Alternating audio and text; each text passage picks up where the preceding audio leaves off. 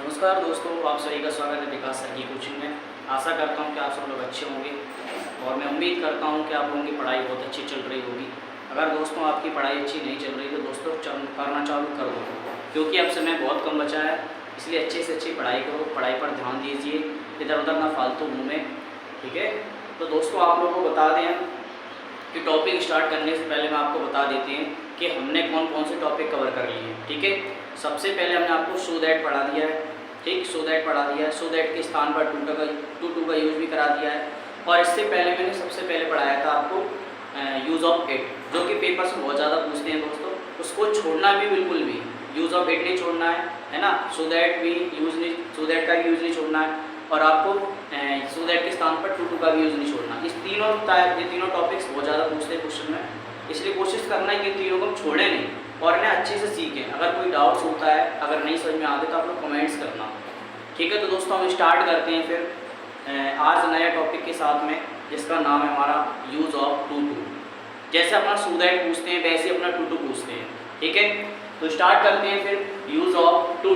ये भी पेपर से पूछ लेते हैं सो दैट के ही तरह, ठीक है। और आपको पता ही है हमारा क्या चल रहा है, इंग्लिश क्रैश कोर्स चल रहा है, जो कि पेपर्स में बहुत ज़्यादा आपको फायदेमंद देगा। यहाँ हम आपको इम्पोर्टेंट टॉपिक पढ़ाएंगे, जितने भी सारे पेपर्स में पूछे जाते हैं इम्पोर्टेंट टॉपिक, है ना, जो आपको कम समय में बेहतर अच्छी तैयारी करा सकें, ठीक है ना। तो यूज़ ऑफ टू स्टार्ट करते हैं। सबसे पहले आपको पता होना चाहिए दोस्तों कि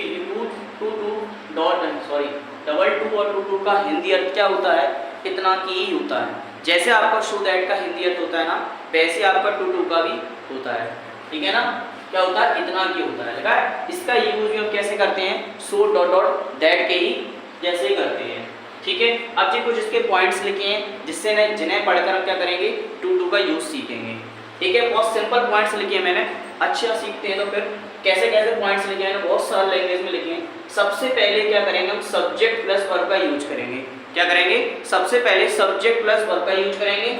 फिर क्या लिखा है, वर्ब के बाद टू का यूज करेंगे। किसका करेंगे, डबल टू का यूज करेंगे वर्ब के बाद, ठीक है ना। यदि फर्स्ट सेंटेंस में वेरी शब्द का यूज हो, मतलब कहने का अर्थ है यदि फर्स्ट सेंटेंस में आपका वेरी शब्द का यूज हो तो वेरी को हटाकर क्या करेंगे, टू का यूज करेंगे। जैसे मैंने आपको सो दैट में बताया था कि नहीं, तो फर्स्ट सेंटेंस में अगर वेरी शब्द आता है तो वेरी को हटाकर हम क्या लगा रहे थे, वहाँ पे शो लगा रहे थे कि नहीं लगा रहे थे। इसी प्रकार यदि आपके यहाँ टू के यूज में अगर फर्स्ट सेंटेंस में वेरी शब्द का यूज होता है तो हम वेरी को हटाकर क्या करेंगे, डबल टू का यूज करेंगे। किसका करेंगे, डबल टू का यूज करेंगे। फिर क्या लिखा है, डबल टू का यूज करने के बाद एडजेक्टिव एडवर्ब का यूज करेंगे। मतलब टू के बाद जो हमारा सेंटेंस में एडजेक्टिव या एडवर्ब होगा उसका हम यूज करेंगे, ठीक है। 4 पॉइंट समझ में आ गए आपको दोस्तों। 5वें पॉइंट में चलते हैं। एडजेक्टिव और एडवर्ब का यूज करने के बाद हम सिंगल टू का यूज करेंगे। किसका करेंगे, एडजेक्टिव और एडवर्ब का यूज करने के बाद सिंगल टू का यूज करेंगे, ठीक है। 6वां पॉइंट क्या कह रहा है दोस्तों कि दूसरे सेंटेंस में सब्जेक्ट प्लस वर्ब नॉट का क्या करेंगे, नॉट को हम हटा देंगे, केवल वर्ब का यूज करेंगे। जैसे अपन ने सो दैट के स्थान पर टू को सीखा था ना, उसमें हम सेकंड सेंटेंस में क्या कर रहे थे कि सब्जेक्ट वर्ब और नॉट को हटा रहे थे।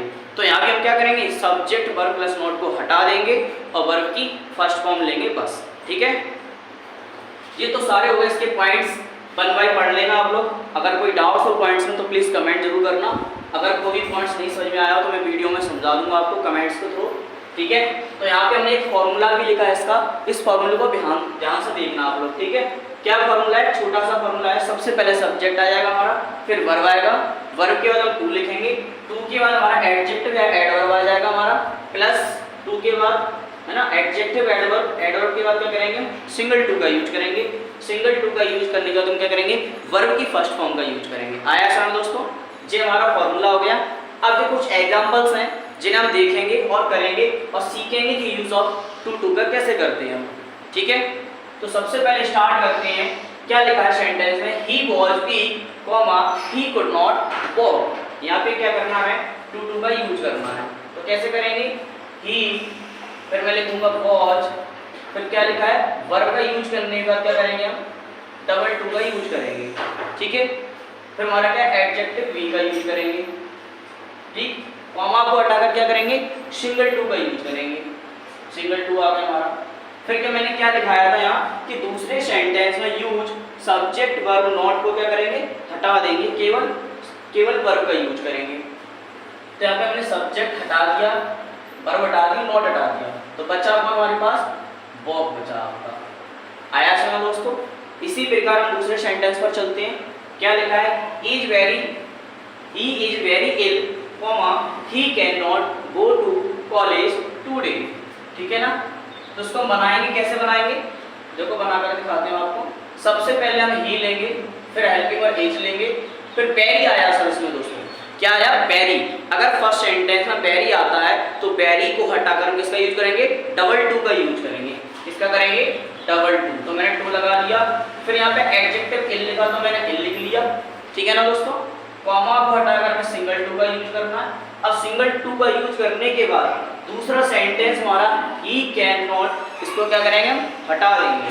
तो ही कैन नॉट गया, बच्चा हमारे पास go to college today, COLLEG college today. आया समझ दोस्तों। इसी प्रकार से तीसरा सेंटेंस बना के दिखाते हैं आपको। तो यहाँ पे क्या लिखा है, द करी is very hot, I can not eat it. मतलब कहने का अर्थ है कि कड़ी बहुत गर्म है, मैं इसे खा नहीं सकता। तो कैसे बनाएंगे, इससे पहले सबसे पहले हम लिखेंगे द, फिर मैंने लिखा करी, फिर मैंने इज लिखा। अब यहाँ पे वेरी शब्द आया, तो वेरी शब्द को हटाकर हमें क्या लगाना है, डबल टू लगाना है। तो मैंने डबल टू लगाया, फिर यहाँ पर हॉट लिखा तो मैंने हॉट भी लिख दिया दोस्तों। फिर यहाँ पे कॉमा हटाना है, सिंगल टू का यूज करना है, तो मैंने सिंगल टू भी ले लिया। और मैंने बताया था आपको दोस्तों कि दूसरे सेंटेंस में हमको क्या करना है, सब्जेक्ट हटाना है, वर्ब हटाना है, नॉट हटाना है। तो सब्जेक्ट वर्ब नॉट हट गया, बचा कौन, ईट इट बचा। तो हमारे पास ईट लिख लिया और इट लिख लिया। आया समझ दोस्तों। उम्मीद करता हूँ कि आपको फर्स्ट, सेकंड, थर्ड तीनों टेंस समझ में आए होंगे। और आप लोग कोशिश करना, मैंने 5 से 3 टेंस दिए हैं, इन आप लोग कोशिश करना कि इसे बनाने की कोशिश करना।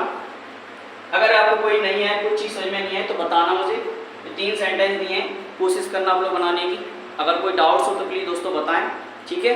और प्लीज़ आप लोग, जो मैंने पिछली वीडियोस बनाई हैं आपको, यूज़ ऑफ इट है ना, use of so dot that बनाया है, सो दैट के स्थान पर टू टू का यूज़ बनाया है, और जब आज और जिस यूज़ ऑफ टू टू, ये चारों वीडियो इंपोर्टेंट है पेपर्स के लिए। 10th क्लास हो, चाहे 11th क्लास हो, चाहे 12th क्लास हो, सभी के लिए इंपोर्टेंट है। तो प्लीज़ दोस्तों इसे देखा करो। और अगर समझ में नहीं आए कोई चीज़ तो प्लीज़ कमेंट्स करें।